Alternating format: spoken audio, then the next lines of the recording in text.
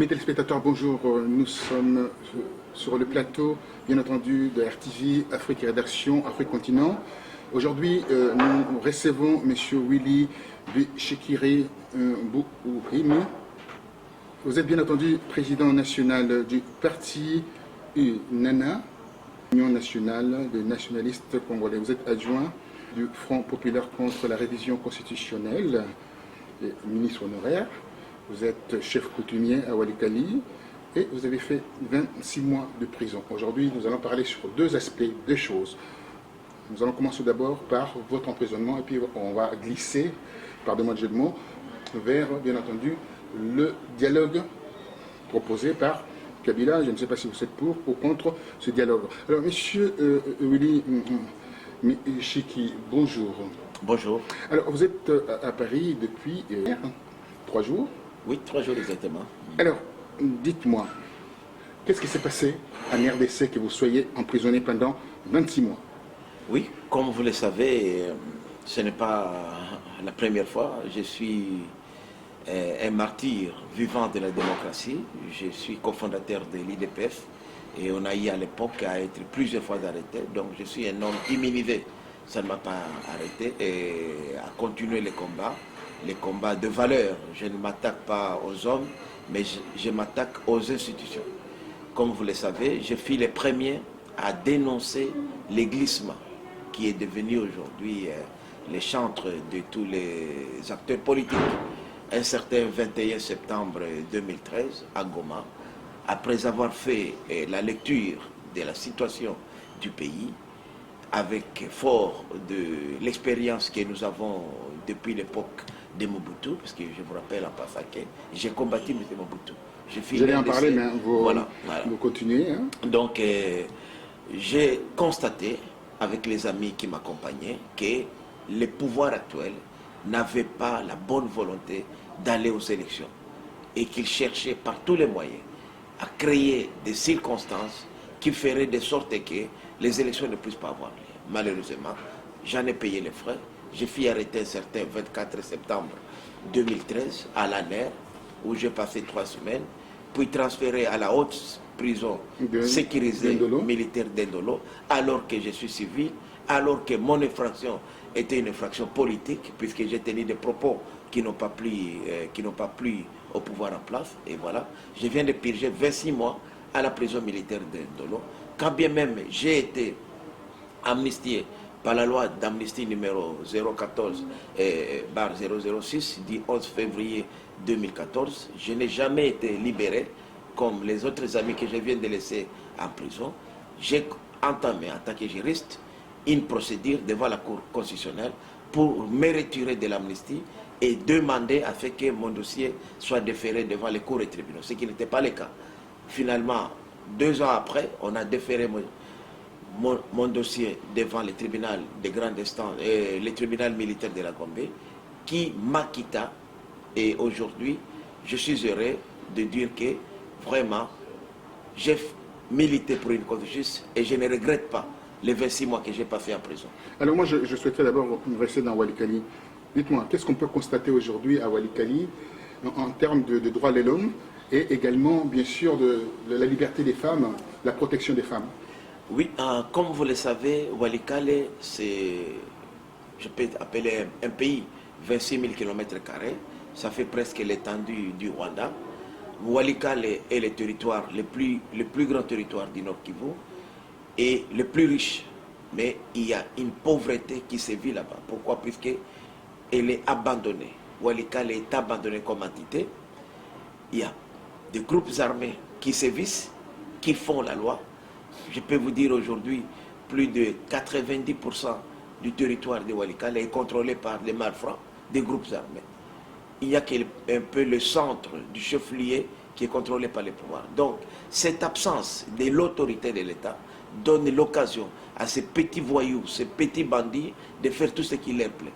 Et c'est comme ça que vous constatez aujourd'hui qu'il y a beaucoup plus de violations des droits de l'homme, et les femmes qui sont violées, il y a la pauvreté. Donc la pauvreté est accompagnée par ces violences. Donc Nous pensons que la création des emplois aujourd'hui, l'occupation de ces jeunes gens à l'âge scolaire, je peux vous donner un cas par exemple, un territoire comme Walikale, sur 100% de jeunes capables d'aller à l'école, seulement 10% ont accès à l'école, puisqu'ils n'ont pas les moyens.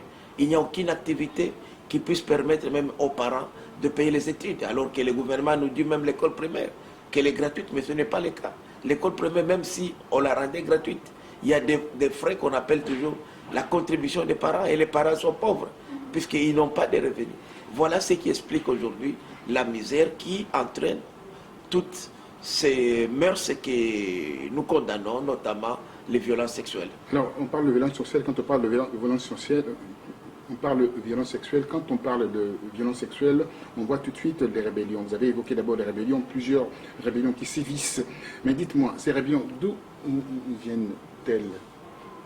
Non, c'est vraiment un constat malheureux. D'abord, c'est que cette absence-là de l'autorité de l'État. Mais d'où viennent ces rébellions? Justement, c'est ça la pauvreté. Je peux vous dire sincèrement que à ceux qui disent qu'elles sont soutenues par des puissances étrangères, je donne le cas de Walikale.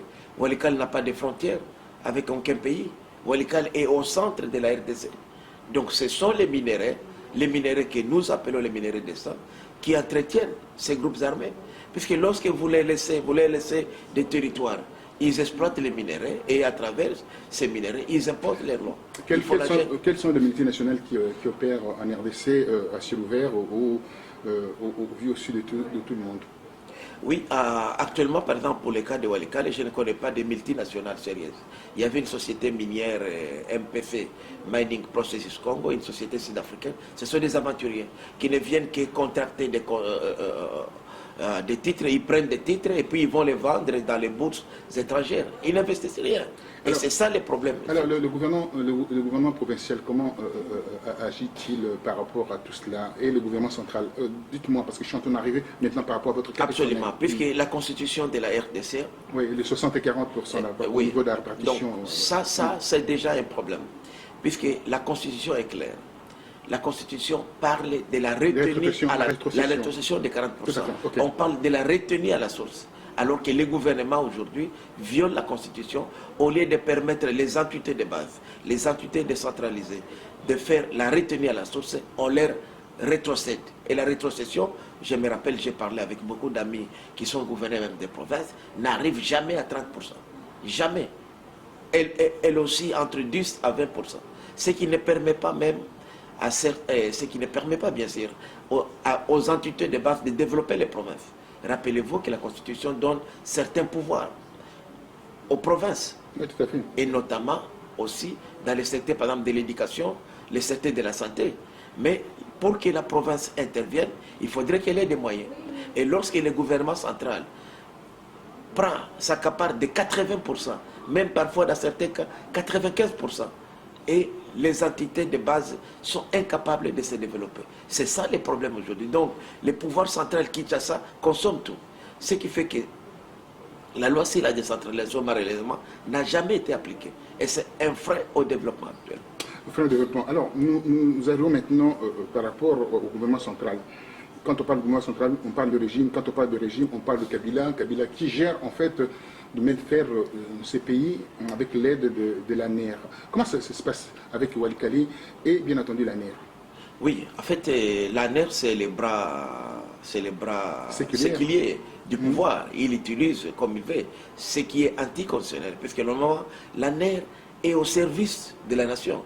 Et puis la sécurité. Aujourd'hui, vous savez, l'espionnage aujourd'hui, ce n'est plus l'espionnage. Il a insulté tel et il a dit ceci. Non, l'espionnage aujourd'hui est scientifique. La NER doit contribuer au développement. La NER ne doit pas constituer un frein au développement, ne doit pas astreindre les libertés des citoyens. Ce qui est le cas aujourd'hui, malheureusement. Nous avons fait des revendications, même dans les conclaves de l'opposition que nous avons tenus l'année 2013, notamment vers les mois d'août, nous avons proposé la réforme des services de sécurité. Et c'est d'ailleurs une des recommandations de l'accord cadre d'Addis Abeba, la réforme de la police, de l'armée et des services de sécurité, puisque cette réforme-là sera nécessaire pour asseoir la démocratie en RDC. Sur la démocratie, quand on parle de la démocratie, on parle aussi de la liberté de circuler, la liberté de l'expression, la liberté politique. Alors, vous avez fait des déclarations le 21, à l'issue de ces déclarations, 21 septembre 2013, à Goma. À l'issue de ces déclarations, vous avez été arrêté, comme vous avez spécifié tout à l'heure, le 24 septembre 2013. Alors, la liberté politique en RDC, vous voyez comment? Oui, c'est un problème. C'est comme ça que nous avons prôné les dialogues, puisque vous savez très bien que les élections de 2006, comme celles de 2011, ont engendré des conflits de bains de sang, puisque l'opposition n'a pas droit, alors que l'opposition est une institution reconnue par la Constitution. L'article 7 de la Constitution reconnaît l'opposition congolaise en RDC. Mais ce que nous constatons, lorsque vous tenez des propos qui sont à la contre de la vision du pouvoir, vous êtes un ennemi du pouvoir. Vous avez vu dernièrement des acteurs politiques de l'opposition qu'on empêche, qu'on interdit, même des parlementaires, à se déplacer, à aller même vers leurs fiefs électoraux. C'est antidémocratique. C'est ça, c'est pourquoi nous prenons aujourd'hui les dialogues. Je suis pour les dialogues, mais un dialogue sincère, crédible et transparent. On va y arriver par rapport à ce dialogue, que vous êtes pour le dialogue. Dites-moi, vous avez été sélectionné le 26, après votre emprisonnement arbitraire, illégitime, qui est unique en fait, avec des condamnations iniques, et 26 mois de prison, à l'issue duquel vous avez été sélectionné comme étant leader politique de l'année. Par qui? Oui, le gouvernement américain qui s'était impliqué longuement dans ma libération, comme dans deux cas d'autres collègues avec qui nous étions, parce que nous étions arrêtés pour notre opinion. On n'a jamais été des criminels, on n'a jamais tué, on n'a jamais violé, on n'a jamais volé, on n'a jamais détourné. Nous sommes persécutés puisque nous pensons différemment. Et c'est ainsi que le gouvernement américain m'a sélectionné comme l'homme politique de l'année et m'a invité à visiter les États-Unis. Donc vous partez dans 3 jours pour les États-Unis, enfin Dans 24 heures, j'ai continué à Washington. Le programme prendra 1 mois. Je vais faire la tournée, je vais rencontrer les leaders américains, notamment au département d'État, à la Maison-Blanche, au Congrès américain, au Sénat, et je ferai 2 conférences dans de grandes universités américaines pour parler de mon expérience, de la corrélation entre la pauvreté et les groupes armés et les viols que nous connaissons aujourd'hui en RDC. Alors, vous avez accordé l'exclusivité à Afrique Rédaction, Afrique Continent, Agence africaine d'information, pour vous exprimer à l'endroit de la diaspora. Quel est le message d'Astrebo par rapport à la diaspora concernant ce que la diaspora refuse? Une bonne partie de la diaspora refuse aujourd'hui à propos de ces fameux dialogues. Oui, moi-même, je suis un produit de la diaspora. J'ai décidé en âme et conscience de faire les combats au pays. La diaspora congolaise est très bien organisée et bien engagée. Malheureusement, elle n'est pas stratège. La diaspora ne sait pas poser les vrais problèmes. Aujourd'hui, M. Bongos, on ne peut pas comprendre que la diaspora, qui contribue à plus de 2 milliards de dollars chaque année à l'économie nationale, à travers les transferts, à travers les investissements, à travers... Moi, je suis professeur d'université, à travers des formations académiques. Je connais des collègues professeurs, comme moi aussi, qui donnent cours gratuitement dans certaines universités au pays. Mais au retour, qu'est-ce que la diaspora reçoit? Ces pays nous appartiennent tous. Mais la diaspora aujourd'hui a été reconnue comme corps électoral à travers la loi électorale. Donc c'est légal, c'est officiel. Mais ce corps électoral n'est pas un corps éligible. La diaspora aujourd'hui est autorisée, puisque lorsque nous allons commencer les opérations d'enrôlement, il y aura l'enrôlement du corps électoral diaspora qui va élire uniquement les chefs de l'État. Nous aurions souhaité que la diaspora aussi participe à la gestion du pays. Et pour participer à la gestion du pays, la diaspora devrait aussi constituer des circonscriptions électorales pour qu'elles soient représentatives au niveau des institutions du pays, notamment au Sénat et à l'Assemblée nationale. C'était l'effort qui devait être consenti d'abord par les députés qui ont été élus par le peuple pour permettre à la diaspora de voter aussi ici dans la diaspora. Bon, vous connaissez très bien la composition de l'arsenal parlementaire aujourd'hui. Il y a des députés qui ont été nommés, il y a des députés qui ont été élus. Malheureusement, cette proposition n'est pas faite comme ça. Moi, j'ai dit que la diaspora doit se battre. elle doit savoir Mais orienter. elle se bat aujourd'hui. Elle se bat justement, par exemple aujourd'hui. C'est comme ça que nous prenons les dialogues, puisque la diaspora doit être présente. Attaque un corps, puisque ce n'est pas juste qu'on soit un corps électoral qui donne ses voix, mais qui n'est pas éligible aussi, qui n'est pas représentatif dans les organes décideurs de la République. Décideurs de la République. Alors, quel format voyez-vous par rapport à ces dialogues? Expliquez-moi clairement, parce que oui, moi, le dialogue que vous voulez prôner, vous avez dit que vous êtes membre de l'UDPS, le dialogue que vous voulez prôner, indéniablement, ça nous ramène vers un glissement. Or, non, vous êtes contre le glissement. Oui, je ne suis pas membre de l'IDPS, je suis un ancien, je suis pionnier de l'IDPS. Je vous ai provoqué. Voilà, l'IDPS c'est mon école politique. Je suis président d'un parti politique, l'INANA, l'Union nationale des nationalistes. Je vous ai provoqué simplement pour sortir. Merci beaucoup. Je voudrais dire ceci, que nous sommes pour le dialogue, puisque nous ne sommes pas nés de la dernière pluie. Nous avons combattu Mobutu. Et je me rappelle à l'IDPS, on disait, nous l'IDPS au pouvoir, Mobutu en prison. Mobutu est parti et ce sont des gens qui sont venus de dehors, qui n'ont pas participé à notre combat démocratique, qui ont pris le pouvoir. Demain, si nous commettons la même erreur, il y aurait d'autres gens qui viendraient. Nous disons que M. Kabila n'est pas juge et parti. Il ne peut pas être. Il est parti en conflit. Nous, notre dialogue, c'est le dialogue selon l'accord cadre d'Addis Abeba, qui a été renforcé par la résolution 2098, la résolution 2147 et la résolution 2211 du Conseil de sécurité. C'est un dialogue sincère, franc. Nous pensons sincèrement que les problèmes qui se posent aujourd'hui nécessitent que les Congolais se retrouvent autour de la table. Nous avons 7 scrutins. Les 7 scrutins ne peuvent pas être organisés en cette année électorale 2016. Nous avons un budget de 500 millions, alors que la CENI nous a présenté dans son calendrier élaboré le 5 février 2015, un budget de 1,150 milliard de dollars. Donc, les gouvernements ne disposent que de 40% de ce budget. Nous devons mettre d'accord autour d'une table quelles sont les élections essentielles. Et nous, au niveau de l'opposition, nous pensons que les élections essentielles sont des élections liées à la Constitution. La Constitution reconnaît aujourd'hui un Parlement bicaméral. Nous devons élire les députés provinciaux pour avoir des sénateurs et les députés nationaux pour avoir les gouvernements. Et puis nous devons élire le président de la République, puisque l'article 73 de la Constitution dit que le chef de l'État doit être élu 90 jours avant de son mandat. Le mandat de M. Kabila prend fin le 19 décembre 2016 à minuit. Donc il faudrait qu'au plus tard, le 19 septembre, que nous ayons commencé l'élection du président de la République. Sinon nous tombons dans les glissements. Alors, or, aujourd'hui, on ne peut pas aller aux élections sans corps électoral. Le corps électoral aujourd'hui, c'est l'enrôlement, puisque la tricherie commence par l'enrôlement. Oh, il y a une grande partie aujourd'hui des Congolais, notamment des jeunes qui sont devenus aujourd'hui des majeurs. 8 millions. Ils avaient 17 ans. Ils avaient 17 ans, 16 ans, 15 ans. Aujourd'hui, 5 ans après, les dernières opérations d'enrôlement, ils sont éligibles. L'audit de l'OIF, qui a mis d'accord nous, l'opposition et le pouvoir, dirigé par un général malien, a reconnu qu'il y a 1 500 000 décès, plus de 853 000 doublons, des centaines de milliers de déplacés. Donc, le fichier électoral aujourd'hui ne représente plus la réalité. En plus, nous avons la diaspora qui doit être aussi, aujourd'hui, qui doit constituer un corps électoral. Or, d'après les experts que nous avons rencontrés au niveau de notre parti, l'INANA, puisque nous avons une expertise en matière électorale, ils nous ont démontré qu'il nous faut d'abord 40 jours pour le déploiement des kits.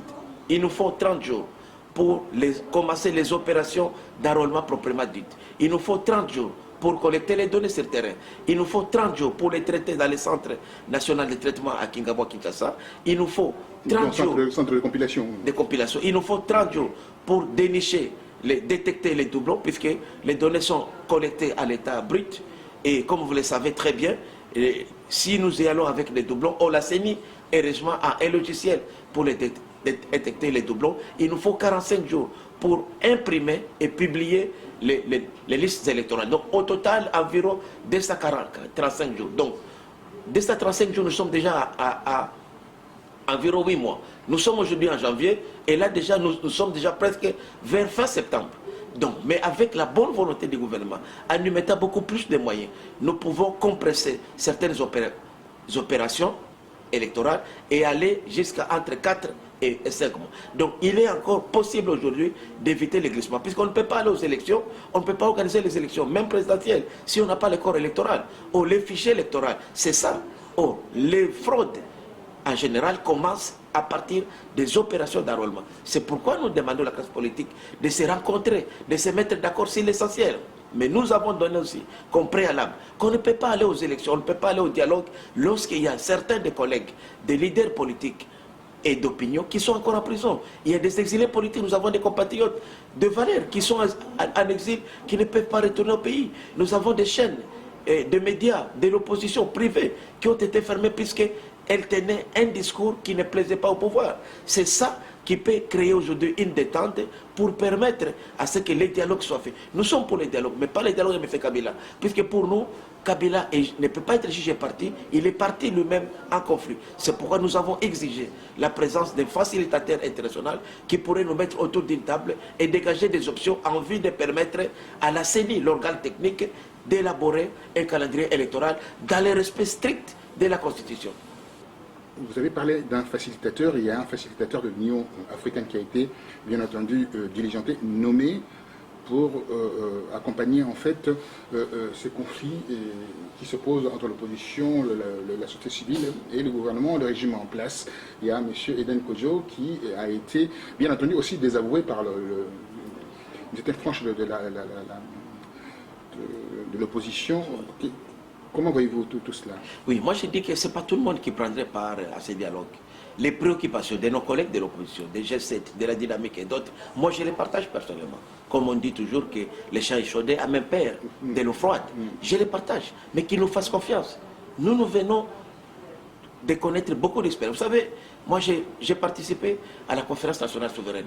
Quand Mobutu a convoqué la conférence, elle a mis ce qu'on appelle chez nous les Djalelo, les Tralala, n'importe qui, les sociétés civiles. Mais nous avons créé une dynamique interne, telle que même les amis de la société civile qui sont venus manipulés par Mobutu, nous les avons récupérés. L'IDPS n'avait que 5 sièges à l'époque. Mais nous avons réussi à faire passer Tshisekedi comme Premier ministre ici de la conférence nationale souveraine. Nous avons réussi à rendre les décisions de la CNS souveraine imposable à tous. Alors, et c'est là que vous avez vu ceux qui sont devenus des politiciens aujourd'hui, qui étaient membres de la société civile à la CNS, comme les Martin Fayoulou, comme les collègues Valentin Moubake, les collègues Pierre Lumbi, les Christophe Lutundu, les consorts. Nous les avons récupérés de la société civile à la politique. Donc c'est possible, puisque tous ceux qui ne veulent pas les dialogues aujourd'hui jouent les jeux de glissement, jouent les jeux de la mouvance présidentielle, puisque le temps, à chaque minute qui passe, chaque jour qui passe, nous amène vers un glissement. Mais M. Kabila a commencé à parler du dialogue depuis 7 mois. Il n'y a rien. Non, mais le dialogue qui prend aujourd'hui, c'est d'abord ce qui va le permettre à lui, Kabila, de rester au pouvoir, de s'éterniser au pouvoir et d'aller vers ce qu'on appelle le gouvernement d'union nationale avec Kabila à la tête. C'est que on laisse entendre à Kinshasa par rapport à ces prémices qui nous guettent, qui est à l'horizon. Non, malheureusement, c'est une fausse impression qu'on a donnée à l'opinion. Les dialogues, moi je viens de la prison, arrêté par le pouvoir en place. Je prends les dialogues. Les dialogues, ce n'est pas une histoire de Kabila. Les dialogues, d'ailleurs, c'est l'opposition qui a demandé les dialogues. Si vous regardez en 2012, les conclaves tenus par nous, l'opposition, à Fatima, à Kinshasa, nous étions les premiers à réclamer les dialogues. Oui, les groupes de nos amis, les caméras et consorts, à travers la CVD, la coalition pour le vrai dialogue. Il faudra quand même se tenir compte de ça. En 2012, c'est IDPS qui avait refusé ces dialogues-là. Absolument, mais il nous a rejoint après. Mais pourquoi vous rejoindre après? Aujourd'hui, il est en train de se passer pour... Non, voilà. Je pense que la politique est dynamique. L'IDPS a compris. On peut faire des erreurs. On peut tomber, mais il ne faut pas rester par terre. Il faut se relever. L'IDPS se relever, c'est un bon signe. Moi, je soutiens sincèrement l'IDPS dans sa démarche, puisque l'IDPS a compris que si aujourd'hui nous n'allons pas au dialogue, nous jouons justement les jeux de M. Kabila. Nous pensons que les dialogues, une résolution. Mais comment voyez-vous ce dialogue? Vous avez dit sans Kabila. Son mandat s'arrête au 19, au soir, tard dans la soirée, à minuit. Comment voyez-vous après 2016? Voilà ce que moi je vois avec ces dialogues que vous prônez, que beaucoup de gens sont contre parce que son mandat doit s'arrêter. Il doit s'arrêter. S'il y a lieu de mettre un gouvernement, un régime, un gouvernement de transition, alors le gouvernement de transition se mettra en place. Mais Qui est à la tête de ces gouvernements de transition? Qui est à la tête? De toute façon, non. De toute façon, aujourd'hui, on ne peut pas parler même de gouvernement de transition. Si gouvernement de transition il y en aurait, ça serait dans les 11 mois qui restent, dans les mandats constitutionnels. Nous n'envisageons aucun gouvernement de transition au-delà du 19 décembre 2020. Au 19 décembre 2020, nous allons constater qu'il y aura eu violation. Si au niveau de septembre, il n'y a pas élection présidentielle, donc nous aurons compris qu'il y aura violation de la Constitution. À ce moment-là, on peut appliquer l'article 64 alinéa 2. Mais aujourd'hui, ce ne sont que des jugements de détention. Est-ce que l'article 64, vous voyez là, sortir le peuple dans la rue, et ça expose le peuple, bien entendu, au danger, bien entendu, d'un régime assez violent? Et comment vous voulez envoyer la population à l'abattoir? Justement, moi personnellement, je suis contre cette politique de violence. C'est pourquoi j'ai dit aujourd'hui, nous n'avons pas de raison de recourir à l'article 64. Nous devons aller d'abord au dialogue. Démontrons notre point de vue. Et pourtant, ça fait partie de la Constitution, cet article 64. Cet article-là, parce qu'il ne faut pas le lire à tort à travers. Il y a l'alinéa premier. C'est bien clair. Oui, il y a l'alinéa premier qui dit tout individu ou un groupe d'individus qui violerait la Constitution actuelle serait passible de sanctions. Mais l'article 2 aussi est là, que tout individu ou un groupe d'individus qui remettrait en cause les pouvoirs légalement établis. Puisque n'oublions pas que M. Kabila a été élu et qu'il est là jusqu'au 19 septembre 2016. Élu entre guillemets, bien entendu. Oui, moi je suis parmi ceux-là qui avions à l'époque contesté l'élection de M. Kabila. Je suis de ceux-là. Et j'estime qu'aujourd'hui, c'est pourquoi nous disons, donnons la chance au dialogue. Et plus nous traînons. Parce que pourquoi aujourd'hui parlons-nous des choses qui ne se sont pas encore réalisées? Pourquoi aujourd'hui l'UDPS qui viennent prendre le train en marche, parce qu'en 2012, elle avait refusé ce dialogue en restant dans son mythisme plus parfait. Mais aujourd'hui, il prend la tête, la locomotive de ce dialogue. C'est comme s'ils étaient les leaders par rapport à ce dialogue. Pourquoi on s'adresse uniquement à l'UDPS qui, dans une fourberie extraordinaire, veut même montrer aux gens que c'est la vraie opposition? Oui, c'est vrai que l'IDPS a quand même... la politique, ce sont des intérêts. L'IDPS a quand même intérêt à ce dialogue, puisque l'IDPS a un contentieux électoral avec M. Kabila. Donc, c'est à l'issue de ce dialogue que l'IDPS posera son problème. Mais nous avons aussi nos problèmes à nous. Nous avons les problèmes aujourd'hui de garantir, par exemple, la sécurité électorale, le financement des élections. Ce sont des problèmes aujourd'hui qui nous préoccupent. La CENI aujourd'hui vient de déclarer qu'elle va vers le processus de la révision de ce fichier électoral. Que pensez-vous de tout ça? Oui, nous partageons ça, puisque je l'ai dit ici, puisque la révision, beaucoup de gens ne comprennent pas. Je crois que les auditeurs, les téléspectateurs qui nous suivent comprennent que la révision du fichier électoral, c'est un processus. Ce n'est pas un tuyau qu'on va nettoyer comme ça. Expliquez-nous, rapidement. Donc la révision du fichier électoral, c'est quoi exactement? Ce sont les opérations d'enrôlement, puisque la fraude commence par l'enrôlement.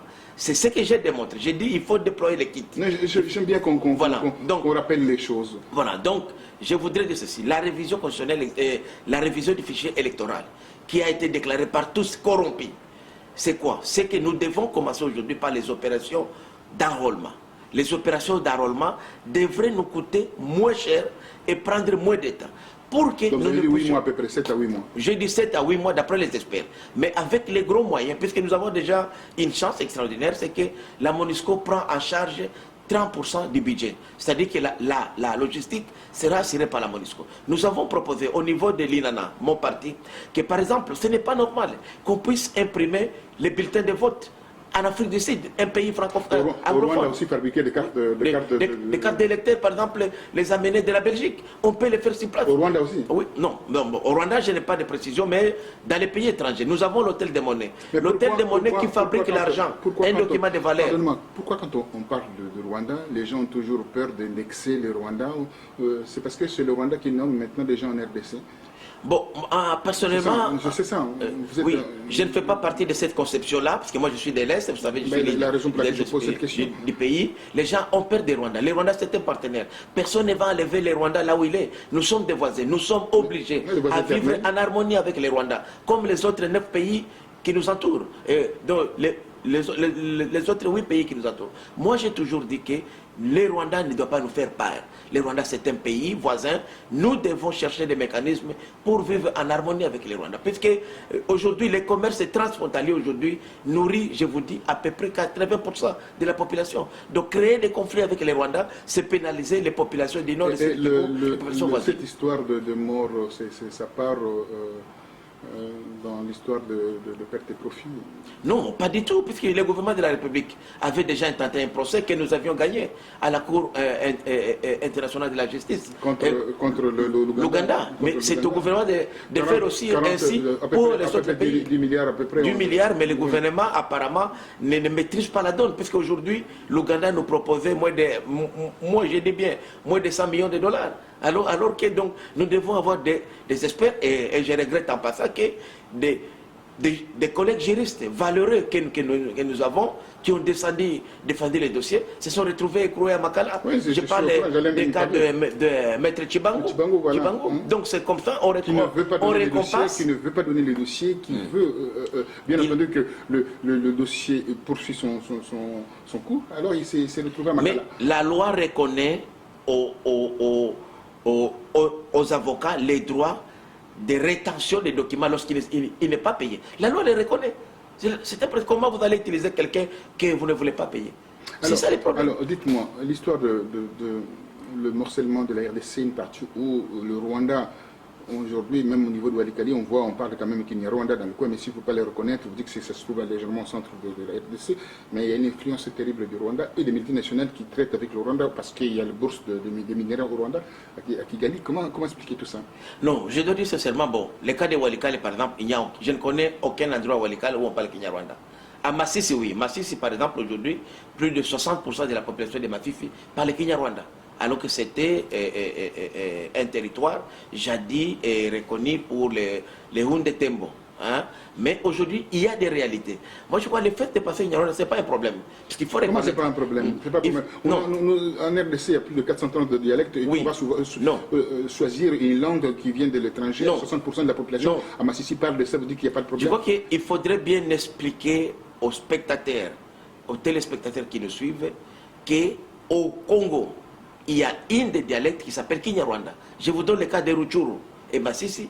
Il y a des autochtones qui sont là, surtout à Rutshuru, qui ne parlent que Kinyarwanda, qui est leur langue. C'est ça aussi le problème, parce que ce sont des territoires frontaliers au Rwanda. Dont les gens, on a connu ça, les Bazombo, dans le Congo central aujourd'hui, parler des langues. Vous allez au Katanga. La comparaison n'est pas raison. Non, ça moi je dis parce qu'il ne faut pas présenter que le Kinyarwanda est une langue étrangère en RDC. Non, le Kinyarwanda est une langue qui est aussi parlée au Congo. Ce n'est pas une propriété des Rwandais ou des Burundais. Ce n'est pas une langue officielle qui est parlée peut-être, mais ce n'est pas une langue officielle. C'est une des dialectes de chez nous. Moi, je viens de là, je vous dis, vous allez dans les coins, on n'est pas les Kinyarwanda. Vous allez à Rutshuru, c'est la langue. Je laisse les amis téléspectateurs d'apprécier vos propos, mais on revient par rapport à votre emprisonnement. Dites-moi, qu'est-ce que vous avez vécu en prison? Non, en tout cas, c'était la misère. La misère, d'abord, vous savez, c'est une très belle expérience pour moi. Une belle expérience, vous dites? Une belle expérience. Et je recommande même aux leaders politiques de faire 3 à 6 mois en prison. Parce que moi, ça m'a rendu grand. Ça m'a rendu grand. Et je remercie le Seigneur pour m'avoir permis de passer les 26 mois en prison. Puisque je suis sorti gagnant. D'abord, la sérénité. Vous savez, la prison militaire de Lolo est une prison sécurisée. Il n'y a pas de contact, il n'y a pas d'intimité. Et ça vous permet. Moi, je suis professeur d'université. Il nous est recommandé de faire chaque année une publication, au moins un article. Ça faisait 3 ans, je ne publiais rien. Mais en prison, je viens de publier 2 livres en prison. Donc c'est une véritable école. Et aussi, donc, on apprend. Indirectement, vous remerciez Kabila. Je remercie le Seigneur d'avoir utilisé Kabila de me mettre en prison. Puisqu'il m'a rendu et je le pardonne tous ces gens-là. Vous êtes en train de faire la promotion de prison, alors, donc c'est-à-dire que les emprisonnements arbitraires... La prison, il faut briser la paire. La prison, ce n'est pas une mauvaise chose. Et j'ai dit même aux gens qui sont en exil ici... Vous connaissez le syndrome de Stockholm? Est-ce que vous vivez ce syndrome-là? Non, absolument. On l'a vécu, mais je dois dire que les gens qui ont peur, parce que le problème des Congolais, c'est quoi? C'est la peur. Nous devons briser la peur. Puisqu'il faut comprendre qu'il y a une vie au-delà de la mort. Et même la Bible, moi je suis Ouais, chrétien, qui nous dit la vraie vie, c'est après la mort. L'histoire des chrétiens, ça me gêne un peu énormément quand on parle que vous êtes chrétien. Tout le monde est chrétien, tout le monde croit en Dieu. Pourquoi on doit s'afficher qu'on est chrétien, pas chrétien? C'est pas ça le problème. Le problème est de savoir... Je suis croyant. Oui, moi je préfère qu'on puisse dire que je suis croyant. Mais chrétien, ces termes-là, ça m'irrite énormément. Pourquoi? Parce que le pays où on peut parler, il y a la vraie chrétienté, la France, jamais quelqu'un va sortir dans la rue dire que je suis chrétien. Or, c'est un pays assez plongé dans la tradition chrétienne ici en France. On le voit même au niveau de la laïcité. Oui, la laïcité. Voilà. Nous l'avons aussi dans la Constitution. Au niveau de l'influence politique, si on veut des clergés... Moi, je veux parler des valeurs. Moi je préfère qu'on parle de valeurs. Absolument. Que vous avez ces valeurs-là. Je retire, je parle des valeurs. Ouais. Très bien, monsieur le professeur, je suis content d'entendre ça. Alors maintenant, qu'est-ce que vous avez conseillé aux gens d'aller en prison? C'est pas peut-être de meilleurs conseils, mais vous avez vécu de moments très difficiles en prison et on voit Diom Ndiongal en prison. Comment on peut comprendre cela? Personne ne parle de ça, l'opposition ne parle pas de ça. L'UDPS, à qui Diom Ndiongal a fait confiance, a complètement oublié Diom Ndiongal. Oui. Comment on peut comprendre cela? C'est vrai, nous regrettons le mutisme de la classe politique, puisque ce qui nous est arrivé... Je parle de l'UDPS, je parle pas de la classe politique. Oui, je parle... Parce qu'il a parlé au nom de l'UDPS, il a défendu l'UDPS, la raison pour laquelle je parle de l'UDPS. Absolument. Je partage cette opinion.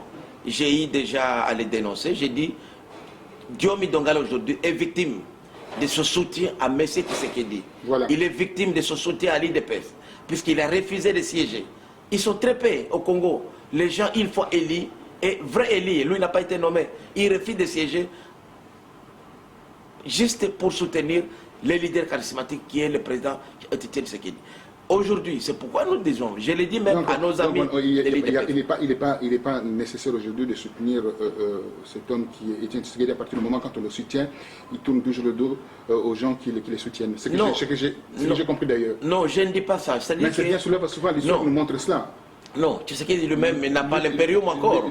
L'histoire nous montre cela, que tous ces gens qui ont été avec l'UDPS ont été trahis.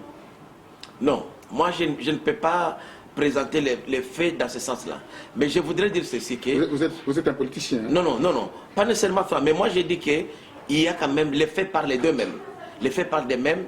Quelqu'un comme Diomi Ndongala aujourd'hui, l'UDPS en particulier, devrait en faire un problème. C'est pourquoi nous, par exemple, nous à l'INANA, nous exigeons aujourd'hui qu'on ne peut pas aller au dialogue sans que les gens comme les Diomi Ndongala, les Christopher Ngoyi, les Bagayamouk, les Bagayamouk Gustave, les Jean-Claude Mouyambo, les professeurs Mbonekoube ne retrouvent pas leur liberté. Parce que ce n'est pas normal. Parce que ces gens-là, ils sont arrêtés puisqu'ils ont tenu un discours contraire au pouvoir. Et lorsque nous voulons une détente électorale, il faudrait que ces amis-là se retrouvent. Les Roger Lombala, pourquoi Roger Lombala ne peut pas rentrer au pays aujourd'hui?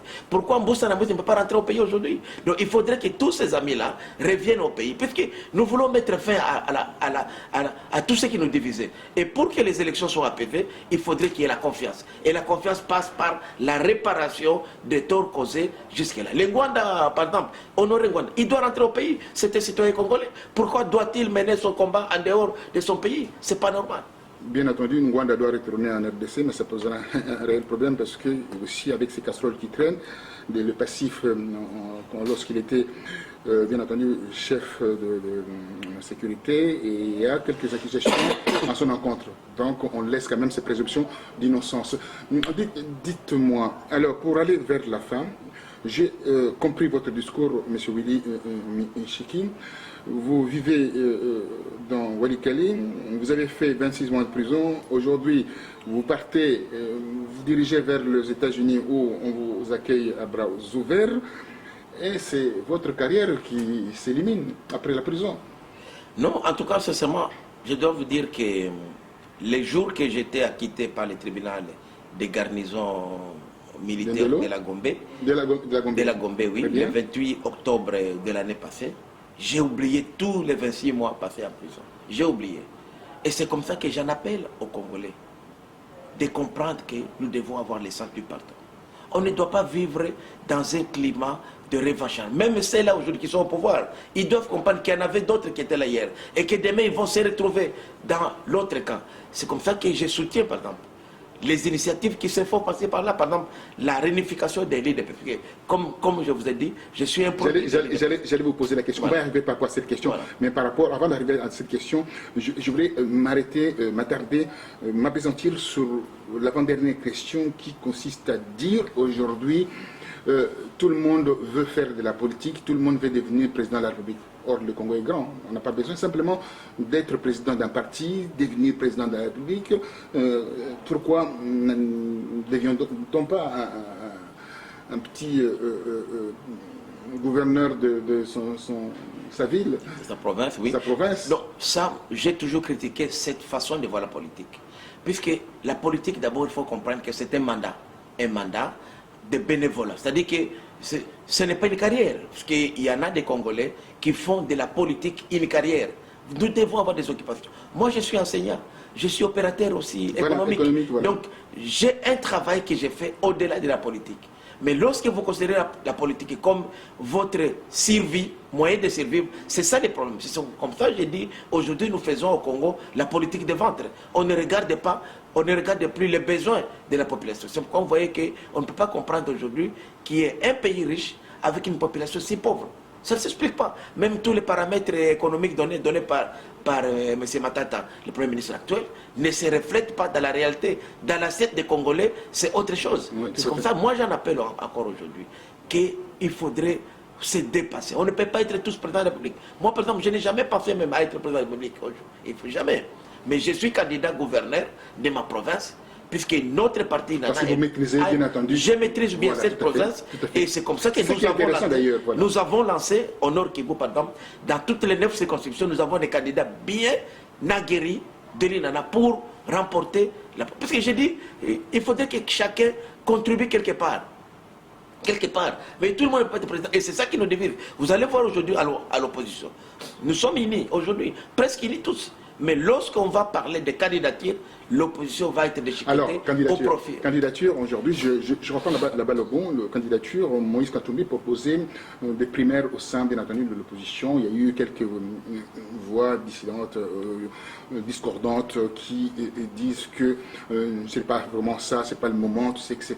C'est une meilleure solution quand même pour pouvoir avoir mieux qu'on a eu en 2011.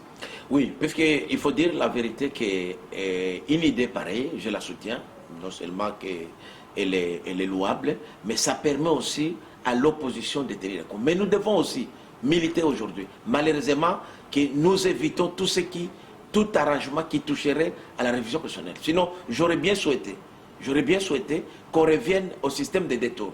Puisque le système de détour renforce la cohésion nationale. Parce qu'aujourd'hui, on peut avoir un président qui est élu avec 20%. Et les 80% sont contre lui. Faiblement élu. Oui, faiblement élu. C'est par exemple, le président actuel n'a même pas eu 50%. Donc c'est un problème de cohésion nationale. Mais or, pour être prudent, puisqu'on ne veut pas aujourd'hui ouvrir la boîte de Pandore. C'est comme ça que nous pensons qu'après les élections de 2016, nous allons revisiter la Constitution. Normalement, il y a 2 articles importants à retoucher. 220. Le retour, non, l'article 220 restera verrouillé. Le retour au scrutin, à 2 scrutins. Donc, avec un débat contradictoire, bien sûr. Deuxième chose, c'est la reconnaissance, la révision de l'article 10 de la Constitution. Pour la nationalité, double nationalité. Puisqu'aujourd'hui, tout le monde est d'accord, mais nous avons peur. Comme je dis bien, les chats échaudés à peur des lois froides. Donc, ce sont des articles que nous devons vivre. Puisque là, ce n'est pas possible aujourd'hui, la diaspora, vous êtes Congolais. Vous avez acquis la nationalité française, belge, vous rentrez au Congo, vous dites vous avez besoin d'un visa. Ce n'est pas normal. Alors que tous les pays voisins, même les plus petits pays comme le Rwanda, acceptent la double nationalité. L'Israël est un tout petit pays comme ça, n'a pas peur du lobby juif et des Israéliens qui sont répandus à travers le monde.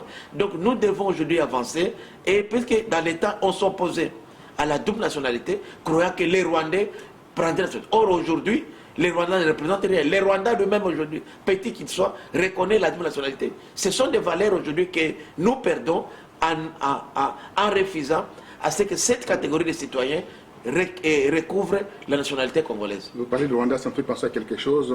Vous avez passé 26 mois de prison. Tenez, est-ce que vous avez fait un check-up pour votre votre sang pour vérifier la toxicologie, voir si vous n'avez pas été empoisonné, etc. Oui, déjà, je n'ai pas entendu quitter la prison pour le faire. Déjà au niveau de la prison, j'avais déjà eu des malaises à l'époque, heureusement.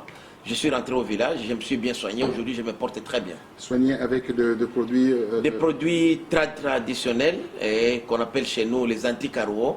Et c'est vrai, en quittant la prison, j'étais empoisonné en prison. Je ne sais pas qui m'a empoisonné. Je ne vais pas, je suis croyant, je ne vais pas porter des jugements de valeur, mais je me suis fait soigner et j'ai dit aux gens d'être très prudents, puisque tout est possible. La politique, en fait, c'est ça. La politique en Afrique, c'est pas comme la politique en Occident.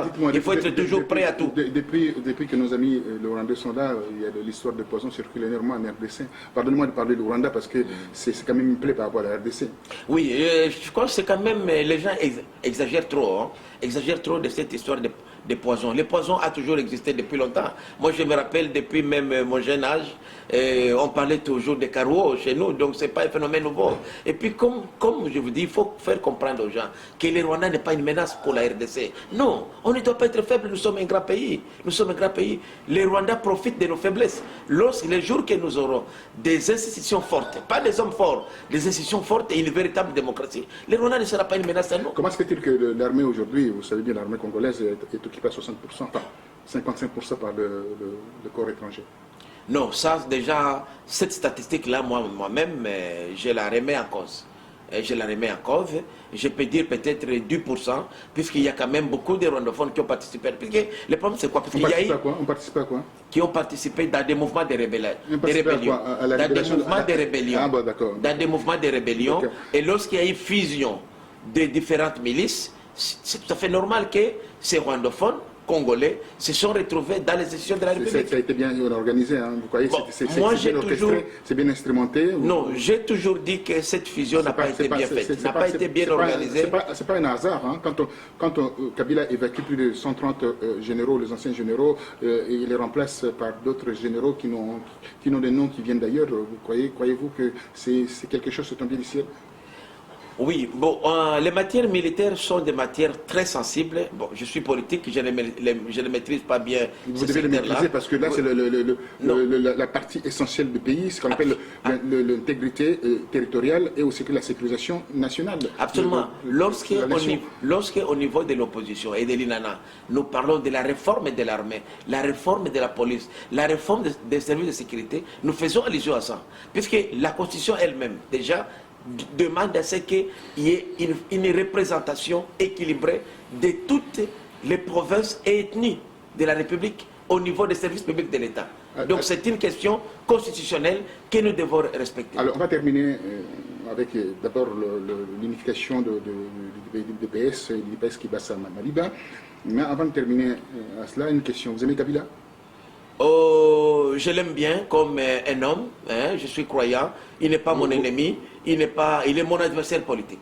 Alors, donc il n'est pas mon ennemi, M. Kabila. Depuis qu'il est au pouvoir, depuis qu'il gère la RDC, ils sont passifs, donc pour vous c'est tout à fait le jeu qu'il soit là, que vous l'aimiez, avec plus de 8 millions de morts en RDC. Oui, ils sont passifs. Où les Congolais ne sont plus respectés dans le monde. Donc vous croyez que, ou quand on manifeste comme dernièrement l'anniversaire du 19 au 21 janvier, il y a eu un massacre en 2014 en RDC, vous pouvez aimer un homme comme ça? Mais, vous l'aimez parce que vous voulez avoir le pouvoir en place? Non, je ne vais pas dire que je l'aime ou je l'aime pas. Je dis, je le respecte. Comme chef de l'État. J'ai posé la question si vous ne l'aimez pas, vous avez dit oui. Voilà. Non, je ne l'aime, je ne dis pas dire je ne suis pas contre lui. Je ne suis pas son ennemi. Moi, je comprends le système. Je combats le système plutôt. Le système de Kabila n'est pas mon système à moi. Depuis que M. Kabila est là, moi, je n'ai jamais pris langue avec lui. Je suis un leader incontournable. À l'est du pays aujourd'hui, on n'est pas 2 ou 3. On ne peut pas compter 2-3 leaders de l'Est de la République sans compter Willy Michiki. Mais je n'ai jamais pris langue avec le mouvement de Kabila, puisque je ne partage pas leurs valeurs. Mais ce n'est pas pour autant que je dirais que Kabila est mon ennemi. Je suis prêt à me retrouver autour d'une même table avec M. Kabila, puisque c'est le système. Et on peut changer le système. Les hommes changent. Une question où Vital Kamerhe met sur la table, dit dès qu'il prendrait la tête de la RDC, il mettra en place en fait la modification de constitution qui consistait à dire que voilà, on devait protéger les anciens présidents de la République. Pour vous, c'est quoi? C'est l'impunité totale, enfin, pour protéger les gens là qui vont tuer après, ils soient protégés par la Constitution? Non, je crois que M. Kamere n'a pas inventé la roue, puisque la Constitution actuelle déjà prévoit à ce que les anciens chefs d'État deviennent des sénateurs à vie. Donc c'est déjà une immunité en tant que sénateur. Et puis moi j'ai dit, dans un pays démocratique, un ancien président a quand même sa place. Il a droit aux honneurs, il a droit au respect. Mais cela ne les dédouane pas de sa gestion. Quand il traîne avec sa jambe droite toute une cohorte de morts, de crimes, de casseroles, croyez-vous? Mais c'est à la justice de se prononcer. C'est-à-dire le fait d'avoir une immunité parlementaire, comme sénateur par exemple, ne les dédouane pas des poursuites éventuelles. Puisque tout ce que nous disons aujourd'hui, ce sont des supputations. Laissons à la justice, laissons à la justice de faire son travail. J'étais en prison par exemple. Vous avez été emprisonné par injustement. Très bien. Vous avez été emprisonné sans passer par la voie légale, judiciaire. Vous avez été mis en prison sans qu'il y ait procès. Donc vous vivez dans un état bananier, une république bananière. Cela veut dire quoi? Cela veut dire simplement que c'est instrumenté par l'ANER, comme vous avez expliqué, ANER géré directement par la présidente de la République. Croyez-vous à cette République-là? On termine avec ça. Et puis on passera la dernière question sur, bien entendu, la réunification. Oui. Personnellement, le fait que je sois aujourd'hui dans l'opposition, c'est que je ne crois pas au système politique actuel. C'est tout à fait évident. Et nous n'avons jamais cessé de le dire à haute voix qu'il faudrait que ce pays nous appartienne tous. Et qu'il faudrait comprendre que les mandats politiques a des limites. Aujourd'hui, c'est M. Kabila. Demain, ça peut être Jeannette Kabila. Ça peut être Olive Kabila. Pitié. Ça peut n'importe qui. Ce n'est pas un problème. Moi, je n'avais pas un problème. Pourvu que ça soit fait d'une manière démocratique. Démocratique. Alors, démocratiquement, aujourd'hui, vous êtes en train de se lancer ici dans la diaspora, en RDC aussi. Vous êtes en train de mettre ce processus, bien entendu, de réunification, ce qu'on appelle des IDPS originels. Originel, qu'est-ce que ça veut dire IDPS originel? Je vais savoir, qu'est-ce que cela veut dire? Peut-être vous êtes mieux placé pour m'expliquer si vous êtes un ancien de l'IDPS. Oui, en tant qu'ancien de l'IDPS, en tant qu'ancien cofondateur de l'IDPS, secrétaire général à l'organisation, secrétaire général adjoint chargé des questions politiques, administratives et judiciaires de l'IDPS, lorsque l'IDPS, maison mère, présidée par le président Kibasa Maliba, était en place. Et là, je rappelle en passant que le président Tshisekedi était secrétaire national à l'organisation. Moi, étant de l'Est, il fallait, puisqu'à l'époque, Mobutu, comme d'habitude, divisait pour régner, en disant que l'IDPS appartenait au Baroba. C'est ce que des jeunes comme nous qui avions adhéré à l'époque au parti, nous avons été élevés à de hautes fonctions. J'ai dit aujourd'hui, l'IDPS originel, l'IDPS Kibasa, l'IDPS Tshisekedi, l'IDPS BAXY, tout ça, l'école, l'IDPS, c'est un état d'âme, c'est un esprit. Moi aujourd'hui, je suis Inana, mais je suis aussi IDPS, puisque la vision que j'ai aujourd'hui, c'est la vision que j'ai réussi à l'IDPS. Mes premiers pages de c'est pourquoi nous avons salué l'idée lancée par M.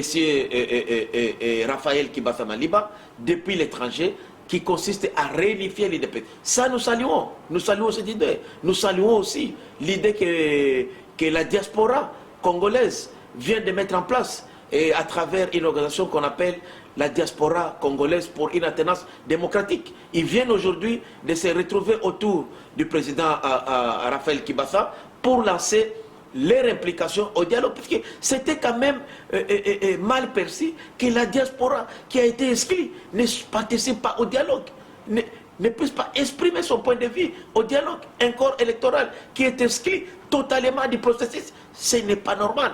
Nous saluons ça, c'est comme ça nous disons aujourd'hui que l'idée aujourd'hui de reconstituer l'IDPS original ne peut pas avoir lié comme parti politique. Moi j'ai mon parti aujourd'hui, mais l'IDPS, les branches de l'IDPS, la famille IDPS peut se retrouver comme une plateforme électorale, envie de diriger la RDC de demain. Et c'est possible, parce que même les caméras, ce sont des anciens de l'IDPS. Tout ce que vous voyez, les Roger Lombala, tous ces gens-là, sont des anciens de l'IDPS. C'est la meilleure école de ce pays, c'est l'IDPS, l'école politique. Alors, vous avez évoqué le poste occupé à l'époque, je terminerai avec ça. par M. Kibasa Maliba, l'un des fondateurs de l'UDPS, parmi les 18 ou les 13 parlementaires qui sont aussi à l'intérieur. Et on voit M. Etienne Tshisekedi aujourd'hui, la façon dont il gère l'UDPS, est-ce que vous pouvez vous dire que c'est une imposture? Non, le problème aujourd'hui à l'IDPS, c'est que l'IDPS, normalement, l'organe suprême de l'IDPS a toujours été le collège des fondateurs, qui, à l'absence du congrès... C'est pas ce qu'on voit aujourd'hui. Non, c'est ça le problème, c'est qu'aujourd'hui, le problème c'est quoi? C'est que la plupart des fondateurs n'existent plus. Mais même leurs épouses sont décédées. Sont là. Alors, il y en a six sont... Oui, il y en a qui sont là, il y en a qui sont là, mais moi personnellement... Mais pourquoi ils sont écartés? Non, moi personnellement, je ne les attends pas se plaindre. Mais aujourd'hui, l'IDPS a une structure.